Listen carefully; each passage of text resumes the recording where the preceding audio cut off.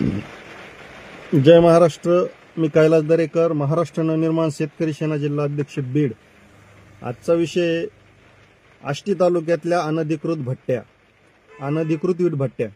आष्टी तालुक्यामध्ये जवळपास 125च्या आसपास अनधिकृत वीट भट्ट्या चालू आहेत. कुठलेही शासनाचे निकष या ठिकाणी पाळले जात नाहीत.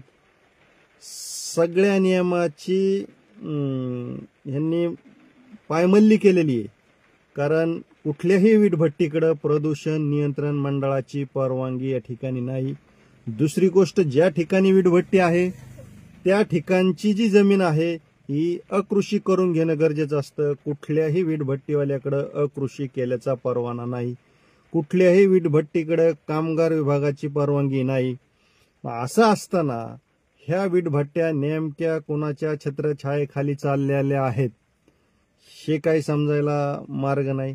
दुसरी गोष्ट, 2014ची यादी या ठिकाणी आम्हाला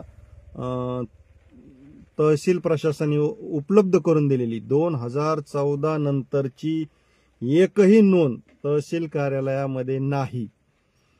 आणि जी 2014ची दिलेली आहे त्यात सुद्धा जवळपास 99% वीटभट्ट्या अनधिकृत आहेत. कुठलीच परवानगी नाही. म्हणजे शासनाच्या नियमाची पायमल्ली कशी करायची ही आष्टी तालुक्यांमधून बहुतांशी ठिकाणी आपल्याला दिसून येते.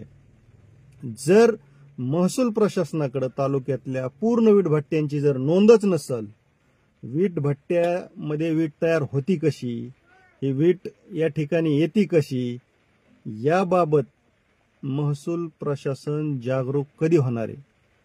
आणि ह्या वीटभट्ट्यांच्या प्रदूषणामुळं या भागातल्या नागरिकांचे जे काही आरोग्याला धोका होतोय त्या धोक्याबाबत काय कारवाई या महसूल प्रशासनाकडून होती? महसूल प्रशासनाकडं तहसील मंडळ अधिकारी तलाठी असताना जर या नोंदी नसतील ही अवघड गोष्ट आहे.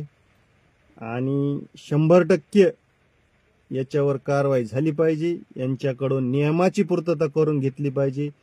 वीटभट्ट्या चालू नाहीत या मताचा मी नाही, परंतु ते कायद्याच्या चौकटीत राहून चालाव्यात असं माझं मत आहे.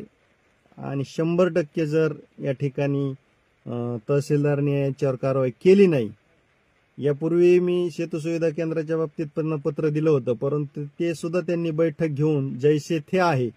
जर या वीटभट्ट्याच्या बाबतीत जर त्यांनी योग्य निर्णय घेतला नाही तर महाराष्ट्र नवनिर्माण सेनेच्या माध्यमातून आम्ही या ठिकाणी आंदोलन उभा करू. जय महाराष्ट्र.